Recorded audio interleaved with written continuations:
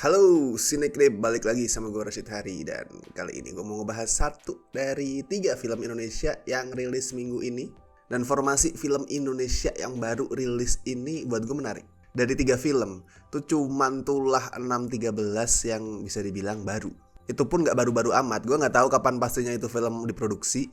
Tapi yang gue tahu awalnya mau dirilis Oktober 2022. Jadi ya masih bisa dibilang baru, cuma nggak fresh from the oven gitu. Terus Surga di Bawah Langit itu aslinya mau rilis April 2020. Jadi kalau lo cek tuh masih ada poster yang tulisan rilisnya April 2020. Tapi kemudian pending karena pandemi. Nah, yang bakal gue review kali ini adalah film yang ketiga, alias yang paling lawas dari 3 film baru minggu ini. Itu udah diproduksi sejak tahun 2018. Udah 5 tahun yang lalu, yaitu Teman Tidur. Ini buat gue film yang punya teknis nyentrik banget. Nanti gue bahas nyentriknya itu di mana. Ceritanya adalah tentang Amanda, siswi pindahan yang tinggal di asrama biar fokus prepare buat Olimpiade Biologi. Jadi asrama dia itu ketat banget. HP disita, terus ada jam malam. Bahkan pas Amanda tuh sempat suatu malam, gue lupa jam berapa, mungkin jam 9, 10-an lah. Dia tuh diem-diem mau mandi, malam-malam ke kamar mandi. Itu ketahuan sama ibu-ibu pengurus asramanya. Terus diomelin, "Kamu udah jam segini baru mau mandi." Langsung diomelin. Tapi pas si Amanda nih diarak rame-rame sama geng tukang bully, ribut-ribut, dibawa ke kolam renang, mau diceburin, dan mereka berteriak-teriak, tidak ada yang merespon.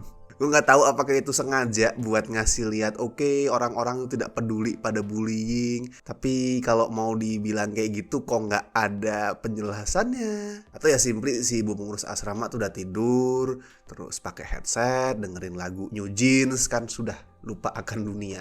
Jadi Amanda tuh dibully sama sebuah geng di sekolahnya, tapi dia ditolongin sama Claudia yang juga anggota geng. Bahkan gengnya Claudia ini lebih powerful. Geng yang ngebully Amanda tadi sampai takut pas diancam kalau mereka bakal dilaporin ke Adam.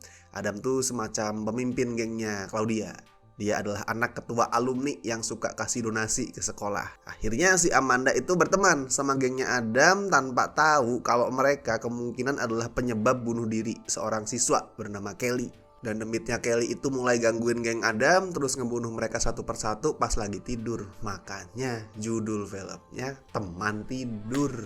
Ya garis besar alurnya klise sih, tapi gue akuin keputusan skripnya buat ngebikin Amanda berteman sama Adam and the gang dan bukannya jadi korban bully mereka itu menarik. Adam dan kawan-kawannya juga beda sama stereotipikal murid-murid tajir, gaul, anaknya orang-orang yang punya kekuasaan, penguasa sekolah dan lain-lain tuh beda. Mereka itu gak rutin ngebully. Gak misal kayak ada anak cupu lewat digangguin, dipalakin tuh gak. Mereka gak pernah ngelakuin itu, tapi mereka pernah ngelakuin satu dosa besar.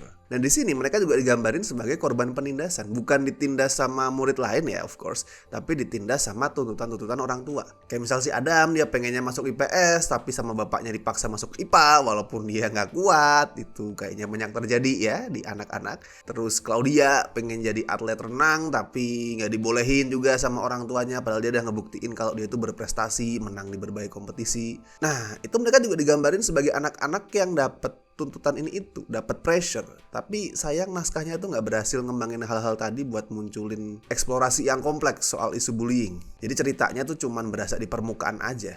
Tapi nih ya, apapun kekurangan di storytellingnya itu ya asli gak ada apa-apanya dibandingin keanehan teknis film ini. Teman Tidur ini adalah horor lokal dengan teknis paling nyentrik paling absurd yang gue tonton tahun ini. Teknisnya bukan jelek yang kayak waduh kok gambarnya low res banget, atau waduh soalnya gak jelas, gak kayak gitu.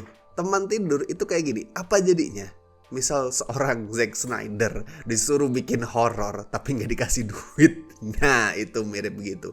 Pertama karena slow motionnya, banyak banget adegan tuh dibikin slow mo, padahal gak perlu. Dan lucunya di banyak slow mo audionya itu hilang, diganti musik. Yang sebenarnya wajar di sebuah slow-mo itu gak ada omongan verbal tapi terus diganti musik karena biar lebih dramatis atau biar lebih keren kesan adegannya. Nah kalau di Teman Tidur gak jadi kelihatan keren, nggak jadi kelihatan lebih dramatis juga. Gue bahkan curiga loh, kalau di teman tidur ada beberapa file audio yang rusak. Itu gue curiga, gue seuzon sampai ke situ. Soalnya kan ya 5 tahun tuh apapun bisa terjadi lah ya. Pasca produksi stop mungkin, terus ada file yang kehapus atau apa gitu, gue nggak tahu. Itu cuman asumsi liar aja seuzon.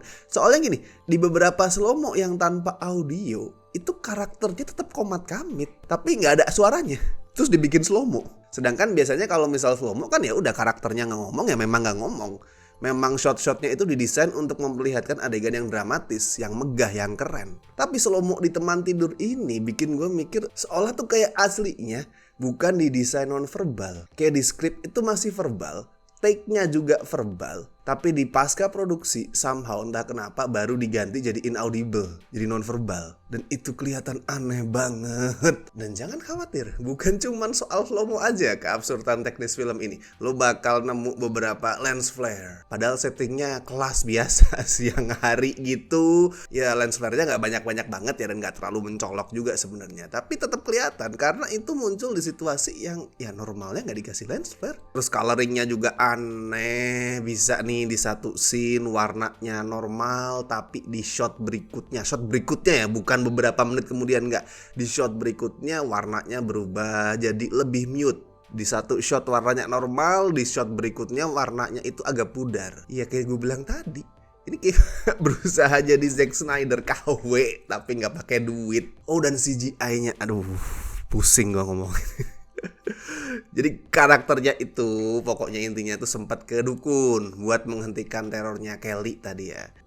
Terus pas sampai shot eksterior rumah dukunnya itu bikin gua terpana asli. Karena pakai CGI.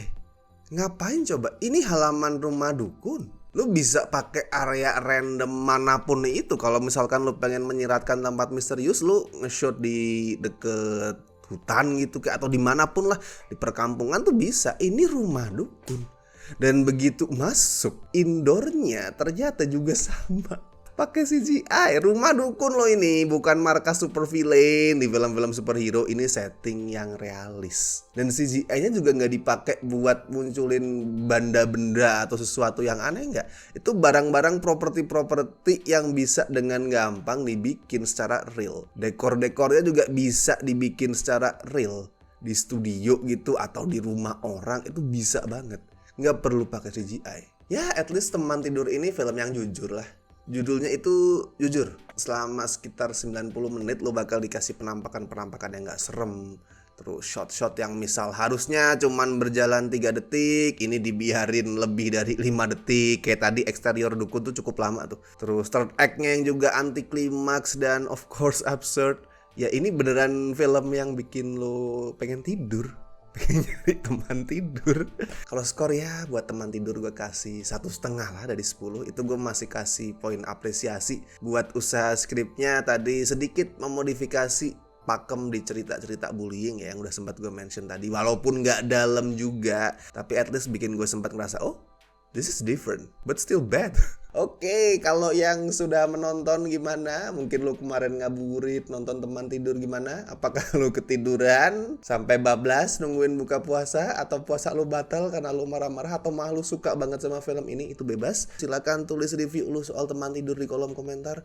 Dan seperti biasa gue ingetin, jangan lupa like video ini, subscribe Cinecrip, dan misal mau ngebantu kami dengan kasih donasi seikhlasnya bisa klik tombol super thanks di bawah. Oke, dan kalau gitu gue Rashid Hari, sampai ketemu di review-review berikutnya.